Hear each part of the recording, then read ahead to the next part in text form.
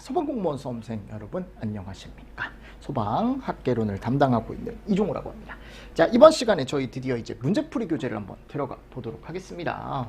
지금 문제풀이 교재 구성을 한번 먼저 보도록 하겠습니다. 이제 목차에 가보면 각 챕터별로 제가 뭐를 넣어놨냐면요, 여기 문제를 다 넣어놨습니다. 그래서 연소 이론에 대한 실전 문제, 그리고 화재 이론에 대한 실전 문제, 화재 조사에 대한 실전 문제, 그죠? 그래서 챕터별로 제가 이제 기출 문제 그리고 예상 문제 이런 것들 조금씩 섞어서, 대부분 이제 다 기출 문제일 거예요. 그래서 이런 문제로 제가 섞어서 이제 만들어 놨습니다. 그래서 실전 문제가 이렇게 이제 파트별로 다 들어가 있어요. 보시죠? 이렇게 쭉쭉쭉쭉 들어가 있습니다. 자, 그리고 지금 교재가 첫 주 같은 경우는 준비가 안 될 수도 있어서, 왜냐면 제가 연휴가 이제 꼈다 그랬죠. 그래서 연휴가 껴서 만일 못 받으신 분들이 있을 것 같아서 제가 일정 부분은 카페에 올려놨으니까 여러분들 카페에 가셔서 일단 일정 부분 제가 올려놓은 파일 한번 보시면서 이렇게 해서 이렇게 구성이 돼 있구나 라는 걸 좀 보실 수 있을 거예요, 앞쪽에. 그래서 이런 것들은 제가 올려놨으니까 같이 한번 보면서 또 수업을 들어주시면 좋을 것 같습니다. 자, 그래서 파트별로 제가 이거를 쭉 넣어놨어요. 파트 11까지, 그죠? 구조 및 등급까지 해서. 그리고 기타 문제까지 이런 식으로 해서 들어가 있고요. 그리고 뒤쪽에 이제 실제 이제 기출 문제. 그러니까 이렇게 보시면 돼요. 요 N개념 문제는 이제 최근 기출을 제가 넣어놓은 거고요. 요 앞에 파트 12까지 들어가 있는 문제들은 그 이전의 기출 문제가 다 들어가 있다라고 생각하시면 돼요. 그래서 그 이전의 기출 문제는 저하고 같이 한번 풀어보시고, 그리고 뒤쪽에 가서 요 공채 경채 기출 문제 제가 넣어놨으니까 여러분들이 또 한번 풀어보시고, 맞습니까? 그리고 간부 기출까지. 근데 어차피 공채와 경채 문제 학계론 똑같은 문제니까요. 제가 따로 구분을 하진 않았습니다. 그리고 간부 기출 문제 한번 풀어보자라고 제가 말씀을 드렸죠. 그래서 파트 14까지는 다 문제예요. 아셨죠? 다 문제고, 그리고 뒤쪽에 이제 분권을 해서 제가 2권으로 만든 게 있어요. 그 해답 해설편에 가보면 요 해답 해설과 빵꾸 노트를 제가 뒤쪽에다가 넣어놨습니다. 그러니까 학생분들 편의를 위해서 제가 그냥 두 개를 나눈 거예요. 원래 한 권으로 하려다가 이게 문제를 풀고 해설을 바로 보고 싶은데 해설을 바로 보기가 쉽지가 않잖아요, 그죠? 왜냐면 앞으로 갔다가 또 뒤로 가가지고 봐야 되니까. 그래서 옆에다 그냥 두고 볼 수 있게 제가 분권으로 여러분들 만든 거니까 그거는 아마 보실 때 더 편할 거예요. 아셨죠? 그렇게 해서 이번에 만약 교재를 구입하신 분들은 두 권씩 갈 거예요. 그래서 학개론에 대한 문제, 해답 및 해설 빵꾸 노트, 그리고 법규에 대한 문제, 그리고 해답 및 해설 빵꾸 노트, 이렇게 4권이 총 갈 겁니다. 두 과목을 다 구입하신 분들은. 학개론을 구입하신 분들은 두 권만 여러분들 제가 발송을 해드릴 거고요. 두 권을 구입하셨을 때 다 여러분들 제가 이제 뭐를 해드리냐면 링 제본이라던가 이런 것들 다 해서 보내드리니까 해서 참고를 해서 보시면 좋을 것 같습니다. 됐죠? 그래서 실물 교재가 아직 안 나왔어요. 제가 넘겨놨는데 이번 주에 빨간 날이 좀 많아서 언제 도착할지 잘 모르겠다라고 얘기를 하시더라고. 그래서 아마 발송이 오늘은 안 될 것 같고, 어제 원래 해주시겠다고 했는데 뭔가 인쇄소에 뭐가 문제가 있었나 봐요. 그래서 저한테 이제 수요일날 발송을 해주겠다라고 하는데, 수요일날 발송이 되면 뭐 만일 금요일날 입고가 되면 그때라도 여러분들 제가 주문 들어온 건에 대해서는 그날 제가 다 보내드릴 테니까 걱정하지 마시고 일단은 주문하실 분들은 주문하시고 주문 안 하실 분들은 주문 안 하셔도 된다라고 제가 말씀을 드렸습니다. 자, 그래서 이제 문제를 한번 풀어보겠습니다. 아셨죠? 실전 문제. 근데 진짜 문제예요. 여러분들 그냥 문제풀이입니다. 우리가 앞에서 배웠던 것들을 가지고 이제 문제를 한번 풀어볼 건데요. 자, 저희가 구성을 제가 이렇게 해놨어요. 이게 왜냐하면 이게 원래는 뭐 1단으로 할 수도 있어요. 1단으로 하면은 이제 여기 갔을 때 이제 이게 없어지고 이제 문제가 쭉 들어가 있는데, 저는 이게 더 편하더라고요, 문제 풀 때. 조금 더 이제 어떻게 보면은 제가 이제 중간에 여기 여백도 이제 많이 만들어 놨거든요. 일부러 책에다가 꽉 채우지 않고. 왜냐면 이제 우리가 이제 노트 필기할 공간도 있어야 되니까. 그래서 일단은 제가 최대한 한 페이지에 많은 문제를 넣어놓기 위해서 이렇게 이제 해놨고요. 실전 문제 넣어놓고 여기 해답 및 해설 페이지 제가 넣어놨습니다. 그럼 뒤쪽에 해답 해설 페이지 160페이지 가셔서 여러분들이 거기 페이지 수 보고 여기에 해답 및 해설이 있구나 라고 생각을 하시면 될 것 같고, 문제풀이 교재를 제가 이제 학습을 할 때 뭐라고 이제 말씀을 드리냐면, 웬만하면 좀 깨끗하게 첫 번째 볼 때는 봐라라고 얘기를 합니다. 그러니까 깨끗하게 보라는 게 뭐냐면, 지금 제가 이런 것들을 제가 넣어놨잖아요. 그죠? 그러니까 이거를 이 문제를 한 번만 풀지 마시고 여러 번 풀어보시라는 거야. 그러니까 처음 풀 때 이제 동그라미가 되어 있으면 얘는 내가 확실하게 풀었던 문제고, 세모는 뭐예요? 조금 뭔가 이제 아리까리했던 문제, 그죠? X는 못 풀었던 문제, 이런 것들을 잘 체크해 주셨다가 나중에 한 번 더 풀 수 있게. 그죠? 그래서 저는 문풀책은 그냥 깨끗하게 보고 옆에 연습장을 두고, 예전에 공부를 할 때 이렇게 했었어요. 문풀책은 항상. 그래서 연습장을 두고 내가 거기다가 1번에 대한 거 내가 풀었으면 뭐 해설 필요한 거 써보고, 그리고 2번에 대한 거 해설 써보고 3번에 대한 거 해설 써보고 최대한 깨끗하게 쓰고 그 다음 1회도 제 강의를 뭐 다 듣고 나서 끝난 다음에 본인이 또 한 번 문제집에 대해서 그때는 이제 여기다가 체크를 하시는 거죠. 뭐 두세 번까지 그러면 이걸 풀 수가 있어요. 무슨 말씀인지 아시겠죠? 이걸 뭐 두세 권 살 필요는 없잖아요. 똑같은 책을. 그죠? 그런 식으로 저는 예전에 학습을 했었던 것 같아요. 그리고 틀린 문제에 대한 오답 노트 작성도 지금부터 하시면 좋습니다. 그래서 내가 여기 문풀 교재에서 틀렸던 문제들 따로 모아가지고 이제 오답 노트도 한번 작성해보고. 그러니까 그런 것들이요. 여러분들 제가 예전에 이제 공부했을 때 어떻게 했었냐면 진짜 공부가 안 되는 날이 있어요. 그러면은 그럴 때는 그냥 다른 거 안 하고 여러분들 요 문풀 교재나 또는 이제 모의고사 같은 거 있잖아요. 그런 거를 여러분들 풀칠을 합니다. 잘라가지고. 그런 게 또 의외로 재밌거든. 그래서 붙이고 거기에 대한 거 한번 또 정리해보고 이런 식으로 약간 만드는 재미? 전 그런 식으로 공부를 또 많이 했었던 것 같아요. 근데 당연히 만드는 데 집중하면 안 되고 만들면서 한 번 더 읽어보고 이런 식으로 하는 거죠.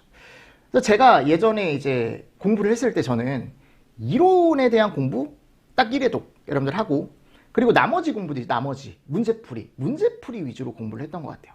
이론은 어차피 내가 한번 쫙 해서 제대로 한번 박아놓고 그리고 나서 이제 다음은 이제 요약 노트로만 내가 이제 공부를 좀 하고 그리고 나서 집중은 요 문풀을 가지고 제가 계속 풀어보면서 틀린 문제 다시 한번 체크하고 이런 거 내가 잘 모르는구나 라고 하면서 체크를 좀 하면서 공부를 좀 했던 것 같아요. 그래서 저는 문풀 위주 공부법을 좋아합니다. 그래서 방대한 내용 당연히 중요하죠. 중요하지만 어차피 요즘 문제는 이제 기출 문제에서 또 많이 출제가 되기 때문에 어차피 공무원 시험은 아직은 기출 문제입니다. 그러니까 우리가 이제 25문제가 나오면 일반적으로 봤을 때 당연히 20문제 이상, 그러니까 20문제 가까이는 다 기출에서 나와요. 아셨죠? 기출 문제만 학습을 충분히 하시면 여러분들이 그러니까 20문제니까 4점씩 하면 80점은 충분히 먹고 들어갈 수 있는 거죠. 그 이상으로 먹고 들어갈 수 있어요. 그러니까 마지막에 갔을 때 그 두세 문제, 한두 문제, 그 심화, 그러니까 기출하고 똑같이 나오지 않고 기출 응용 또는 이제 신출 문제 이런 거에서 조금 약간 이제 합격이 갈린다라고 생각을 하시면 되고, 근데 기출 문제에서 실수를 해버리면 거기는 이제 다른 친구들은 다 맞추고 가는 문제를 못 맞추게 되면은 거기서 이제 어떻게 보면 여러분들의 경쟁력이나 이런 것들이 좀 떨어지는 거죠. 그러니까 기출 문제가 진짜 중요하다고 하셨죠. 그래서 이 기출 문제집은 정말 중요한 책이다라고 생각을 하시고 저하고 학습을 좀 해주시면 좋을 것 같습니다. 무슨 말씀인지 아시겠습니까? 자, 그러면 서두가 길었어요. 문제풀이에 대한 중요성 제가 말씀드린 거야. 그만큼 문풀이 중요하다 안 중요하다? 중요하다라는 걸 저는 말씀을 드리는 거야. 다른 걸 말씀드리는 게 아니고.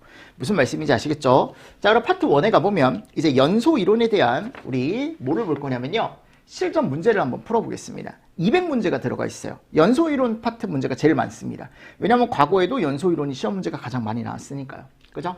이런 식으로 이제 예상이라고 붙은 건 제가 말 그대로 이제 예상 문제로 해서 넣어놓은 거고요. 자, 기출이라고 붙어 있는 건 여기가 보면 지방직이나 이런 데서 이제 언제든 예전에 한 번씩 나왔었던 문제. 여러분 예전에는요, 지역별로 뭐가 틀렸냐면 문제가 다 틀렸어요. 경기 문제. 아마 아실 거예요. 여러분들 아시는 분들은 대전 문제, 대구 문제 막 이런 식으로. 그래서 지금 이런 식으로 여러분들이 쭉 뿌려져 있잖아요. 제가 챕터별로 다 문제를 뿌려놨잖아요. 요번에는요, 여러분들 문제를 내가 매주 모의고사를 드릴 때 어떻게 드리냐면 예전 기출문제를 드려요. 시험지 형태로 20문제씩. 예전에 왜냐면 20문제였으니까 아셨죠? 해서 내가 그걸 풀어보고 내가 몇 개가 나오는지. 근데 예전 기출이 뭐 중요하지만 예전 기출을 나중에 풀어보면 아시겠지만요. 요즘 기출하고는 차원이 틀려요. 요즘 기출이 훨씬 어렵습니다. 그러니까 예전 기출은 이런 거예요, 여러분들. 연소의 3요소가 아닌 것은. 그럼 가산점 하나 이상한 거 껴있는 거예요. 왜냐하면 예전엔 그렇게 시험 문제가 나왔었던 이유가 뭐냐면 예전엔 소방학개론이 뭐였냐면 선택 과목이었거든요. 그것도 웃기죠, 여러분들. 내가 소방공무원을 하는데 소방학개론이 선택 과목이야. 그쵸? 웃기지 않아요? 소방학개론 당연히 해야 되는 건데. 그러니까 이게 필수 과목으로 바뀐 지가 얼마 안 됐다고요.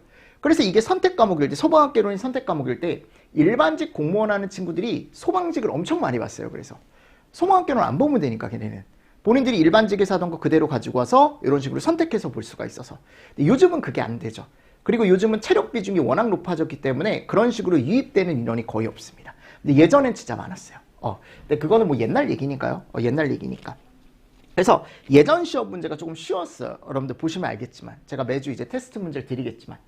자, 그래서 일단은 그런 것들 참고해서 좀 보시고요. 그럼 우리 서론이 길었으니까 본론으로 한번 들어가서 이제 문제를 한번 보도록 하겠습니다. 연소 이론 해답 및 해설 들어가 있습니다. 아셨죠? 자, 물질의 증기 비중으로 오른 것은 그랬어요. 뭐를 찾으래요? 증기 비중. 여러분들 증기 비중이라는 건 어떻게 구하는 거예요? 어떤 물질의 분자량을 뭐로 나눠주는 거다? 그렇지.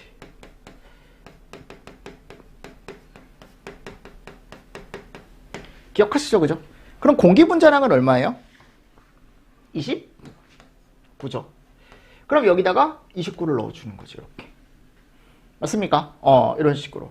해서 정답 몇 번? 2번. 됐나요? 그러니까 이런 문제는 솔직히 시험 문제가 나오게 된다면 충분히 나올 수 있다라는 거죠. 그래서 공기 평균 분자량이 우리가 29다. 그럼 이 29가 어떻게 나왔냐? 제가 해설에 넣어놨죠. 질소가 몇 프로? 78%. 산소가 21%, 아르곤이 1% 있다라는 걸 통해서 그 조성비를 통해서 우리가 분자량을 구할 수가 있다. 그래서 29라는 걸 여기다가 가져가실 수 있다. 그래서 해설편에 공기 분자량 구하기는 하실 수 있으면 좋습니다. 제가 이거 틀림없이 예전에도 몇 번 해드렸어요. 이거 구하기, 직접 구하기. 그래서 조성비가 나와 있을 때 그 조성비를 이용해서 우리가 분자량을 구할 수 있다. 공기 분자량. 그리고 이 증기 비중이 1보다 크면 공기보다 무거운 거죠. 반대로 1보다 작으면 공기보다 가벼운 거고요. 이런 것도 잘 체크를 해주시면서 넘어가 주시면 됩니다. 그래서 이런 식으로 체크를 조금 잘 해주시면서 요거는 넘어가 주시면 되겠죠. 자, 그리고 두 번째 한번 가보도록 하겠습니다. 0도씨 1기압 상태에서, 그죠? 0도씨 1기압 상태에서 증기 밀도식으로 오는 것을, 근데 이 밀도라는 걸 우리가 보통 얘기할 때 뭐라고 얘기하냐면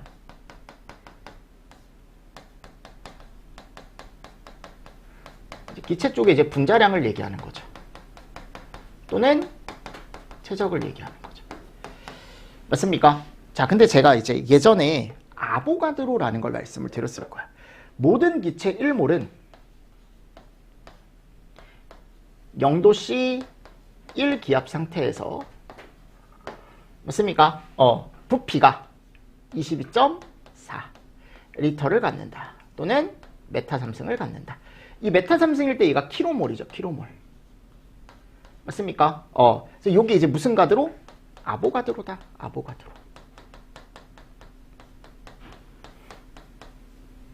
맞나요? 그래서 아보가드로다. 아보가드로.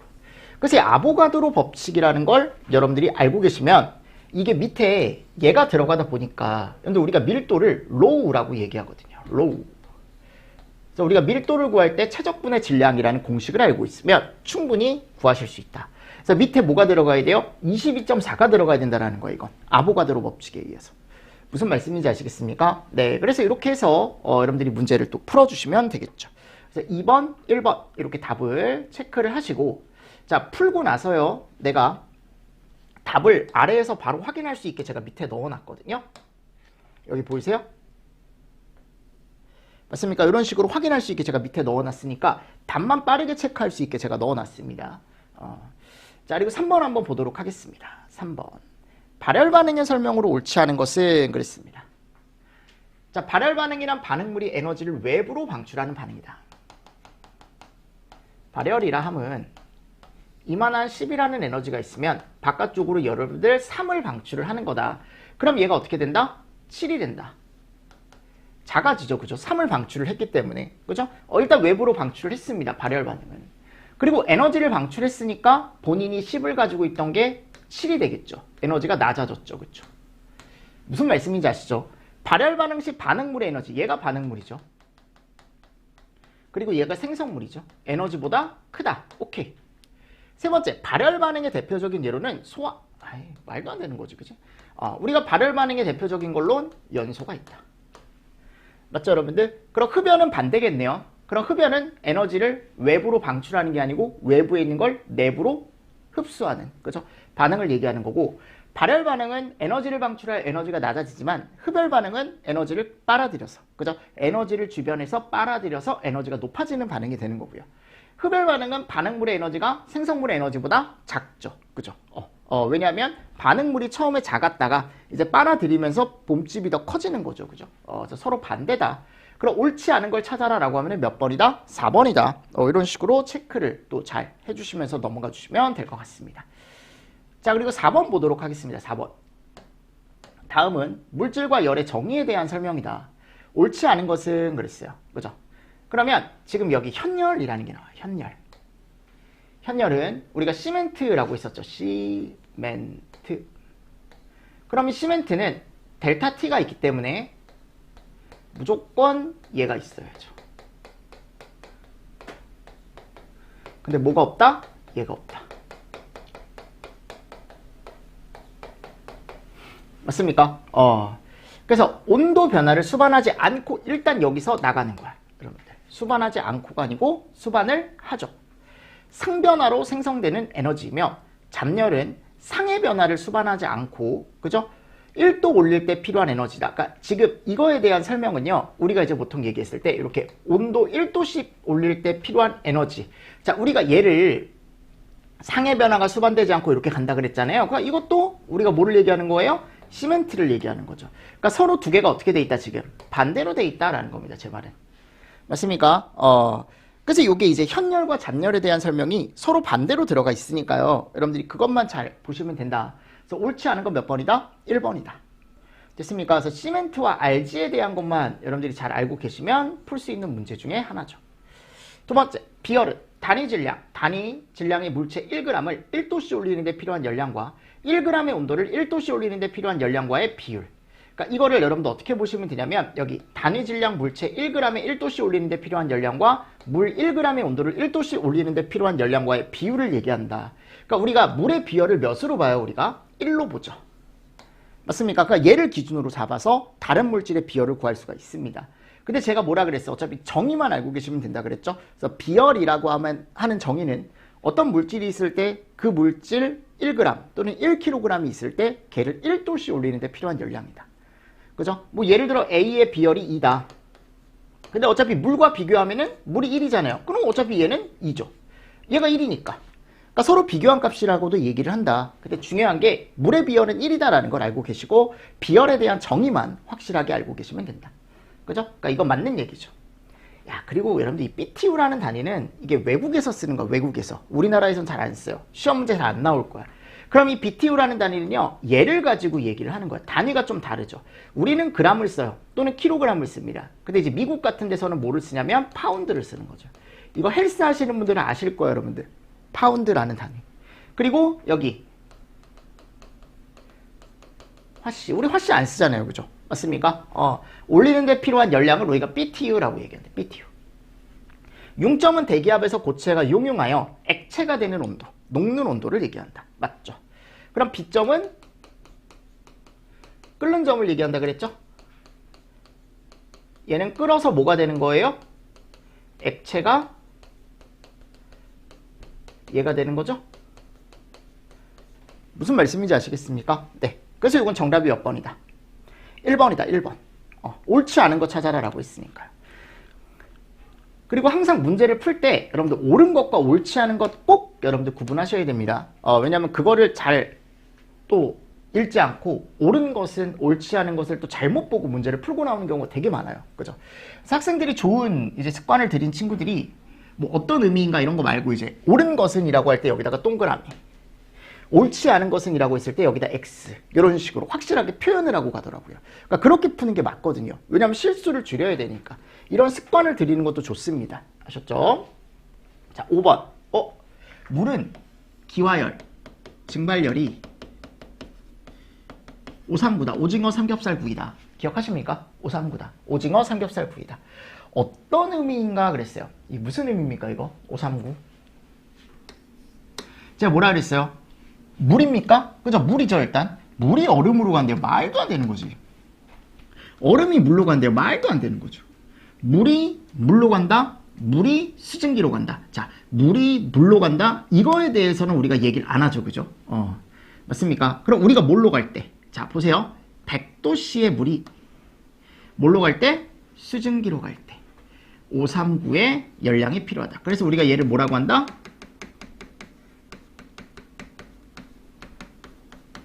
기억하시죠? 증발잡열이라고 얘기한다. 그러니까 지금 증발잡열에 대한 얘기죠. 이게 설명이.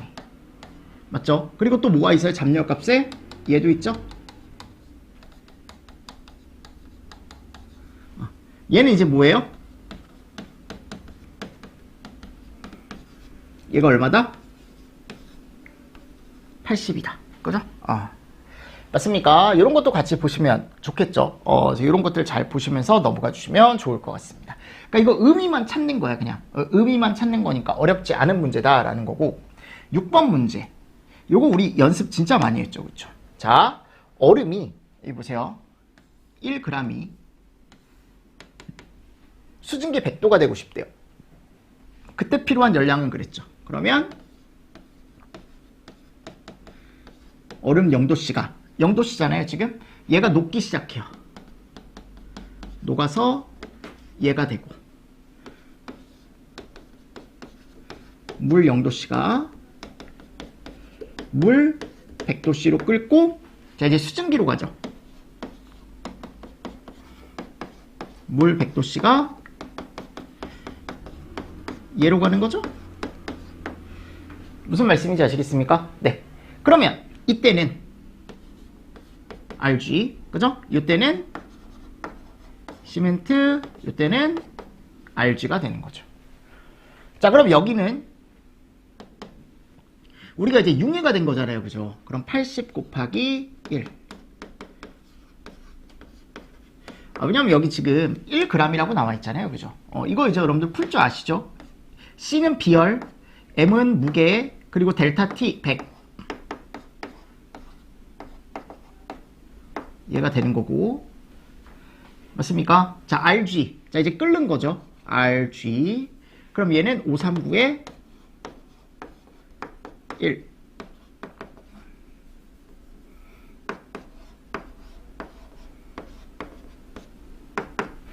맞습니까? 네. 해서 얘네 세 개를 다 어떻게 해요? 80 더하기 100 더하기 539. 맞습니까? 그럼 얘가 이제 얼마가 나온다? 여기 더했을 때 619가 나온다라는 거죠. 맞나요? 다 더했을 때 이렇게 나온다. 719. 719. 제가 계산을 잘못했네요. 절대 이런 실수하시면 안 돼요. 제가 보여드린 거야. 여러분들 절대 실수하시면 안 된다. 일부러 몸소 실천을 한 겁니다. 틀림으로 인해서 639에 80이니까요. 자, 그리고 이제 7번 한번 보도록 하겠습니다. 뻔뻔하죠, 여러분들? 자, 일단 여기 보도록 하겠습니다. 물이 수증기 100도씨가 된대요. 그러니까 이거는 연습 정도 해보십시오. 요거죠? 여기죠? 그죠? 딱 여기만 필요한 거죠? 두 개만. 그럼 여기 얼마다? 639다. 그러니까 이거 이외의 문제들도 제가 여러분들하고 많이 풀어봤습니다. 많이 풀어봤습니다. 기억하실 거예요. 그쵸? 이거 그대로 여러분들이 한 번 더 연습을 해주시는 거죠. 이런 식으로 해서. 됐습니까? 근데 제가 얘기했습니다. 어차피 이 문제가 나오면 저는 얼음보다는 제가 몇 번 강조했었어요. 물에서 어디로 가는 거? 그렇지. 여기로 가는 거. 물에서 어디요? 수증기로 가는 거. 이런 것들을 조금 정리를 잘 해주시면 좋다라는 거지. 자, 그리고 나서 이제 8번입니다. 다음의 법칙 중 온도가 일정할 때 기체의 부피는 절대 압력에 반비례한다. 자, 온도가 일정하다. 그랬을 때 부피, V죠. 압력, P죠. 반비례래요. 반비례니까 곱하기가 제가 반비례를 얘기하는 거다라고 얘기했었죠. 그래서 얘 두 개가 반비례한다. 그래서 얘네 두 개가 어떻다? 일정하다. 맞나요? 얘가 뭐였어요? 무슨 법칙? 보일의 법칙. 그러니까 이게 온도가 일정할 때 우리가 이런 식으로 이제 볼 수 있다 그랬죠. 자, 근데 얘 말고도 샤를의 법칙이라는 게 있는데 압력이 일정하거나 또는 뭐가 일정할 때? 그렇지. 최적이 일정할 때. 그죠? 그래서 식이 어떻게 된다? 얘가 항상 일정하다. 얘는 이게 항상 일정하다. 맞습니까? 네. 그래서 샤를의 법칙도 한번 보시면 좋다. 그래서 이런 문제를 가지고 이제 문제를 풀 수가 있는데 저희 소방시험에서 나올 만한 건 뭐다? 일반적으로 온도가 일정할 일은 거의 없고 왜냐면 화재가 났을 때 가정을 하니까요. 그죠? 일반적으로 이게 가장 가능성이 크지 않을까요? 실제 기출이 됐었고 맞습니까? 그래서 그 장수의 최적이 일정하다라는 조건 하에서 우리가 이런 식을 가지고 문제를 또 풀 수 있는 문제가 있다. 됐죠? 그래서 이런 식으로 해서 요것도 하나 가져가실 수 있으면 좋고요. 9번. 기체가 차지하는 부피는 압력에 반비례한대. 그럼 부피는 압력에 반비례니까 예고. 절대 온도에 뭐 한대요? 또 비례한대. 그러면 부피가 압력에 반비례하고 절대 온도에 비례하니까 T. 맞습니까? 나누기니까. 그럼 얘가 뭐다? 이름이 보샤죠? 보샤? 그죠? 보일-샤를의 법칙. 보일-샤를의 법칙. 맞습니까? 이거. 됐나요? 그래서 이 보일-샤를의 법칙도 우리가 보통 얘기했을 때 보일의 법칙과 샤를의 법칙을 합친 거다라고 제가 말씀을 드렸습니다. 중요한 법칙입니다. 그죠? 그래서 이런 것들을 우리가 어디 기체에서? 이상기체에서 얘기하는 법칙이다라는 거. 됐죠? 자, 그리고 10번 보도록 하겠습니다. 10번. 자, 보십시오. 실내에서 화재가 발생했대요. 근데 온도가 21도에서 650도로 됐대. 마치 온도가 상승했어요.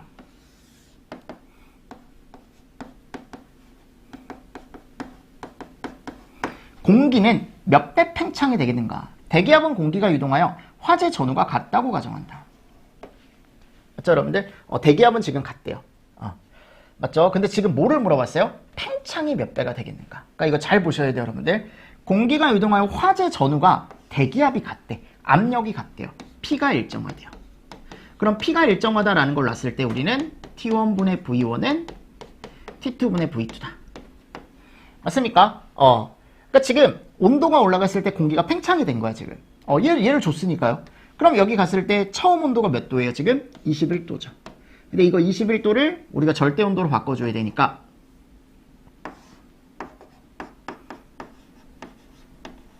이렇게 되겠죠? 21 플러스 273.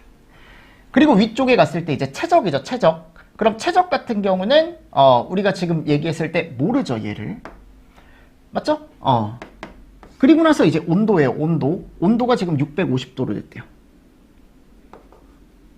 650 플러스 273이고 V2. 맞죠, 여러분들? 그러면 결국은 이게 몇 배가 됐는지만 구하면 되는 거잖아요. 그럼 얘가 몇 배가 됐는지만 구하면 되겠네. 맞죠, 여러분들? 몇 배가 됐는지 구해라 라고 했으니까. 그럼 어떻게 되는 거야? 여기 갔을 때 650 플러스 273을 몇으로 나눠줘요? 21 플러스 273으로 나눠주면 이게 몇 배가 됐는지 문제를 구하실 수가 있겠죠.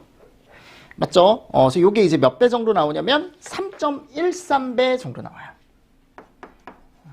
13, 여기 뒤에까지 구하면 뭐 39 이렇게 나오거든요. 그래서 반올림해서 뭐 3.14배 대략 이런 식으로. 맞죠? 그러니까 예전에 우리가 풀어봤던 문제가 있을 거야. 기억하실 겁니다. 예전에는 방호구역의 최적이 같았을 때 문제를 한번 풀어봤었어요. 그때 압력이 몇 배가 되는지. 이거는 이제 똑같은 문제인데 이번에는 압력이 동일하다라는 조건 하에서 최적이 몇 배가 되는지 구할 수 있는 문제. 이런 문제도 충분히 또 예상할 수 있는 포인트다. 충분히 또 시험 문제가 나올 수 있는 포인트다라는 거. 자, 그리고 11번 한번 보도록 하겠습니다. 11번.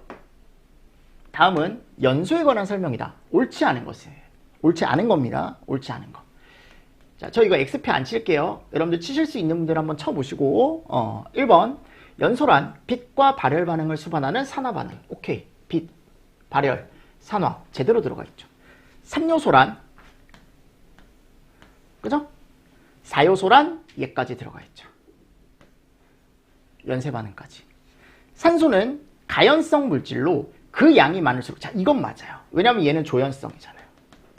산소는 또 지연성이잖아요. 맞습니까? 자, 근데 이게 틀린 거죠. 산소가 왜 가연성 물질이야? 맞잖아, 여러분들. 무슨 물질이야? 불연성 물질이지. 그죠? 산소는 불연성 물질입니다. 됐습니까? 네. 그래서 이런 것도 같이 또 보시면서 넘어가 주시면 되겠죠. 그래서 제가 해설에 연소에 정의 넣어놨으니까 한 번 더 읽어보시면 좋을 것 같아요. 됐나요? 자, 12번 한번 보도록 하겠습니다. 이번에 12번. 연소에 관한 설명이다. 옳은 것은 그랬어요. 옳은 거예요, 이번에. 가연물이 산소와 화합하지 않고 이미 산화 반응을 해야 되는데 화합하지 않고라고 했으니까 잘못된 거죠. 산화가 없다라고 했으니까 잘못된 거예요, 이거는. 그죠? 빛과 열을 내는 화학 변화이다. 이거 뒤에 건 맞죠? 빛과 열이 없는 철이 녹쓰는 반응은 연소 반응이 아니다. 그래서 연소에서 우리가 이제 보통 얘기했을 때 철이 녹쓰는 건 연소가 아니다. 질소가 산소와 반응하는 것도 연소 반응이 아니죠. 왜냐하면 얘는 발열이 아니고 뭘 하더라? 그렇지. 흡열을 하더라.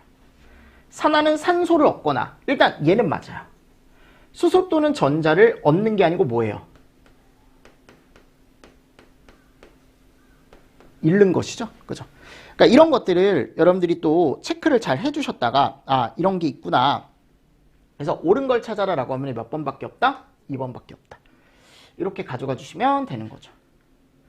13번 연소 반응에 필요한 활성화 에너지에 대한 설명으로 옳지 않은 거. 자, 연소 반응에 필요한 최소한의 에너지를 말한다. 맞죠? 활성화 에너지가 작은 반응은 반응 속도가 빠르다. 활성화 에너지가 큰 반응은 반응 속도가 느리다. 그러니까 이게 진짜 중요한 얘기라고 요거. 어떤 모든 화학 반응에 필요한 최소한의 줘야 되는 에너지를 우리는 활성화 에너지라고 얘기한다. 그래서 작으면 그만큼 조그만 에너지에도 반응이 되는 거니까 빠르다. 크면 반응 속도가 느리다 라고 되어 있는 거고 4번 활성화 에너지가 작게 만드는 방안 그러니까 활성화 에너지를 작게 만드는 방안 이게 말이 좀 이상한데 활성화 에너지를 작게 만드는 반응을 부촉매 작용이라고 얘기한다. 활성화 에너지를 작게 만든다라는 거 그럼 그만큼 연소가 어떻다라는 거야? 쉽다라는 거죠. 맞습니까? 그럼 연소가 쉬워진다라는 건 부촉매라고 얘기하지 않죠. 우리 뭐라고 얘기합니까? 촉매라고 얘기하죠. 그죠? 그거예요. 그러니까 이게 부촉매가 아니고 뭐가 들어가야 된다? 촉매라는 게 들어가 줘야 된다. 그죠? 촉매. 제가 해설에다가 여러분들 해설 다 넣어놨거든요. 그래서 한 번 더 이론 한 번 더 읽어보세요. 아 이런 걸 우리가 배웠었지라고 해서 어렵지 않으실 겁니다. 읽어봤을 때. 됐죠? 그래서 정답이 몇 번이다? 4번이다. 자 그리고 14번. 자 이것도 보세요. 일반적으로 분류하는 여기 아니죠. 다음 중 연소의 색상과 온도로 옳지 않은 것은 그랬죠. 그럼 제가 뭐라 그랬어요? 담. 쓰고 푸시는 게 좋습니다. 적, 황, 백, 휘백. 맞죠? 담암적, 휘양백, 휘백. 그래서 여기가 5, 7, 8, 9, 11, 13, 15 이렇게 간다 그랬죠. 맞나요? 그럼 지금 뭐 찾으래요? 옳지 않은 거 찾으라 그랬죠. 근데 누가 봐도 여기 백적색에 가보면 여기가 13, 1300도여야 되는데 지금 1100도라고 돼 있죠? 그럼 14번의 정답은 몇 번이야? 3번이지 3번. 됐습니까? 요 뒤에 520도, 그죠? 950도 이런 것들은 한 번씩 그냥 눈으로 한번 보시고 중요한 건 요 앞에 요 숫자라 그랬어요. 5, 7, 8, 9, 11, 13, 15. 자, 연소 불꽃이 가장 낮은 온도는 그랬습니다. 그럼 가장 어두운 거 찾아주시면 되겠네. 암적. 끝났네요. 이런 식으로 그냥 찾아주시는 문제입니다. 이 문제는 어렵지 않죠. 자, 16번 문제도 마찬가지. 방금 썼던 거 여러분들이 잘 보시고 그대로 가지고 오시는 거죠. 가장 높은 온도는 그랬어요. 그럼 맨 오른쪽에 있는 1500도 있나 봅시다. 있네요. 그죠? 휘백. 정답 몇 번? 4번. 찾으실 수 있겠죠? 맞죠? 그런 식으로 이제 찾아주시면서 그렇구나. 16번 문제는 4번이 정답이구나 라는 걸 아실 수 있을 겁니다. 자, 17번 보도록 하겠습니다. 완전 연소와 불완전 연소의 설명 중 옳은 것은? 자, 보세요. 불완전 연소는 이 문제로 한 번씩 또 이론 정리할 수 있는 거예요. CO2, 그름, 흑연. 그러니까 지금 얘가 잘못된 거죠. 일산화탄소가 나와야죠. 그리고 완전 연소의 생성물은 얘가 나와야죠. 잘못 서로 지금 반대로 되어 있는 거죠. 어떻게 보면. 맞습니까? 이 두 가지 물질. 왜냐면 이 두 가지가 되게 대표적인 특징이라 그랬잖아요. 불완전 연소는 완전 연소에 비해 화염 연도가 낮죠. 완전 연소가 산소 공급이 원활하기 때문에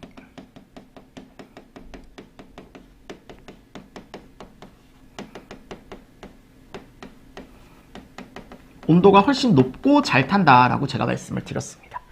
가연물의 완전 연소에 필요한 산소 공급이 충분한 경우에, 그죠? 또 완전 연소가 발생하고, 보세요. 완전 연소에 필요한 산소 공급이 충분한 경우 완전 연소가, 불충분한 경우는 불완전 연소가 발생한다. 뭐 이런 것들을 잘 보시면서 넘어가 주시면 되겠죠. 잘 보십시오. 됐나요? 그러니까 이게 되게 어떻게 보면 가장 기초적인 문제입니다. 완전 연수와 불완전 연수의.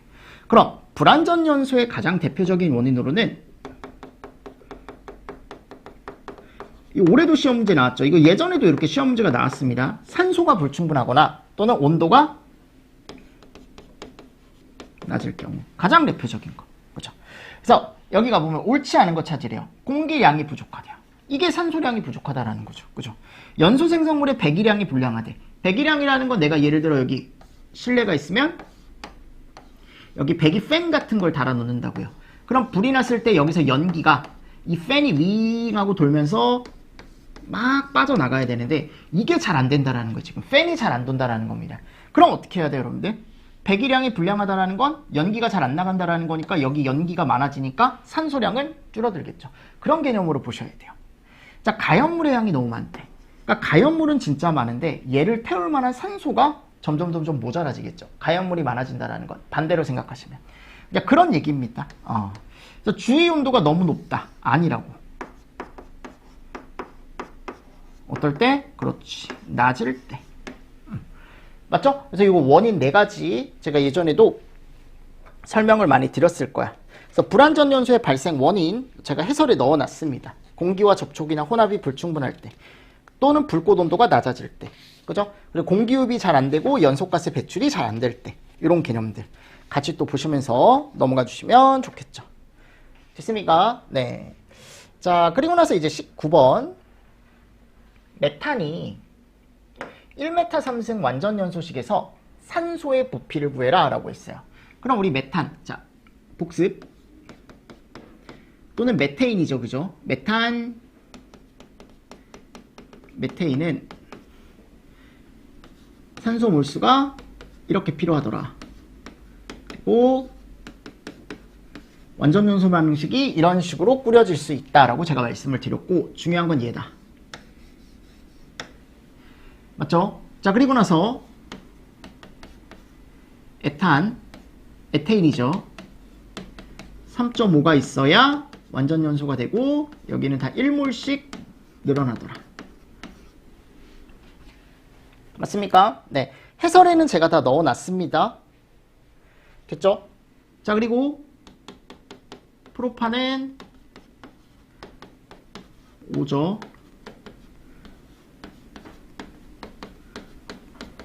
이렇게 가는 거죠. 부탄은 가는 거죠. 가고 가는 거죠. 맞습니까? 그래서 요게 중요하다. 요 늘어나는 거. 그러니까 지금 보세요. 메탄이 1메타3승이래. 여기가 1이래. 여기 1. 얘가 반응할 때 요 산소 부피 얼마예요? 2. 그죠? 우리 이거 예전에 많은 문제 풀어봤잖아요. 이런 문제. 마찬가지입니다. 얘 뭐예요? 프로판, 프로페인이죠. 그죠? 지금 A, B, C. 그럼 A를 지금 물어봤어요. A는 5죠. 근데 또 이런 것도 물어볼 수 있어. 아셨죠? 그러니까 여러 가지를 물어볼 수 있습니다. 됐습니까? 그러니까 여러 가지를 물어볼 수 있으니까 A, B, C에 뭐가 들어가는지만 여러분들이 알고 계시면 되죠. 그럼 프로페인, 프로판이니까 여기가 5. 그죠? 여기가 3, 4. 5다, 5. 됐죠? 이런 것들을 잘 보시면서 넘어가 주시고. 21번. 자, 이런 것도 예전에 이제 기출문제이기 때문에 한 번 더 그냥 복습하는 거예요. 24g이 완전 연소를 위해서 필요한 이론 산소량은 그랬어요. 맞죠, 여러분들? 그러니까 이것도 지금 g으로 물어봤으니까 얘도 그냥 g으로 구하시면 됩니다. 이론 산소량을. 그럼 내가 뭐부터 알아야 된다 그랬어요? 연소 반응식부터 알아야 된다 그랬죠, 그죠? 그래서 우리가 마그네슘 같은 경우는 산소와 만났을 때 산화 마그네슘이 되는 반응식이 있는데 얘와 만났을 때 산화 마그네슘이 되는 요 연소 반응식 알고 계셔야 된다. 그럼 여기에서 우리가 요 몰비를 알 수 있다 그랬어요. 요 마그네슘은 2, 그죠? 산소는 1. 2대1의 비율을 가지고 얘가 반응을 하네요. 그럼 우리 몰수 구할 수 있죠. 그럼 마그네슘이 지금 24g이 있고 얘 원자량이 24예요. 그럼 어떻게 되는 거야? 몰수는.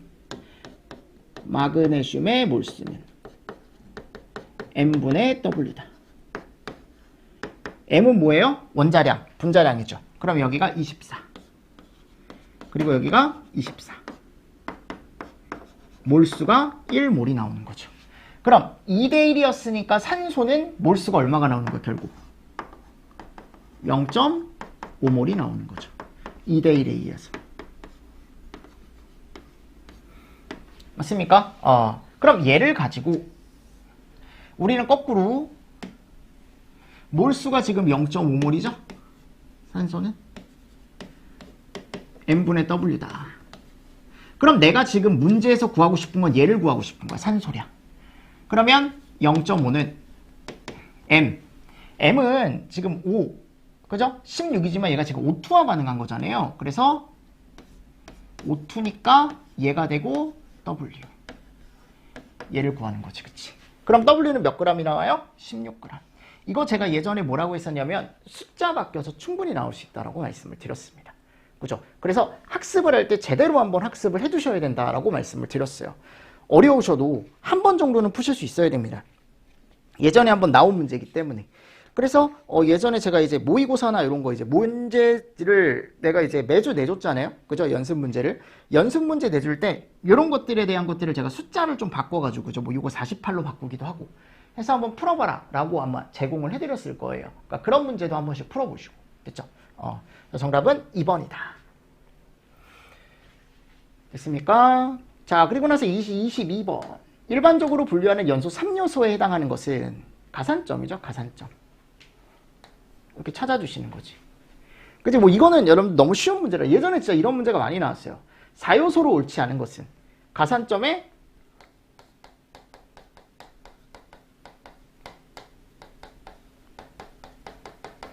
연쇄 반응. 그죠? 순간 반응이 어딨어. 그죠? 무슨 말씀인지 아시겠습니까? 네. 그래서 이런 식으로 여러분들이 문제를 좀 3요소와 4요소까지 이제 풀어보시고, 자, 그리고 나서 이제 하나하나 보도록 하겠습니다. 가연물이라던가 또는 산소 공급원 또는 점화원에 대한 것들을 한번 볼 건데 조금 쉬었다가 여러분들 진행을 할게요. 그러니까 이런 식으로 진행이 될 겁니다. 문풀 반응. 무슨 말씀인지 아시겠죠? 그래서 빠르게 우리가 이제 문제를 쭉 한번 풀어보는 거예요. 문제를 여러분들이 쭉 한번 풀어보시는 거예요. 그래서 내가 혼자 할 수 있다라고 하시면 혼자도 풀어보시고, 나하고 같이 풀고 싶다라고 하시면 저하고 호흡해서 같이 풀어보시고. 됐습니까? 네. 그래서 이게 이제 문풀이다. 문풀이다. 이렇게 해서 여러분들 정리를 좀 해주시면 좋을 것 같습니다. 됐나요? 네. 이번 주도, 이번 시간도 여러분들 수고 많으셨고요. 저희 다음 시간에 여기 지금 24번 문제 풀이 한번 또 시작을 해보도록 하겠습니다. 자, 수고 많으셨습니다. 수고하셨습니다.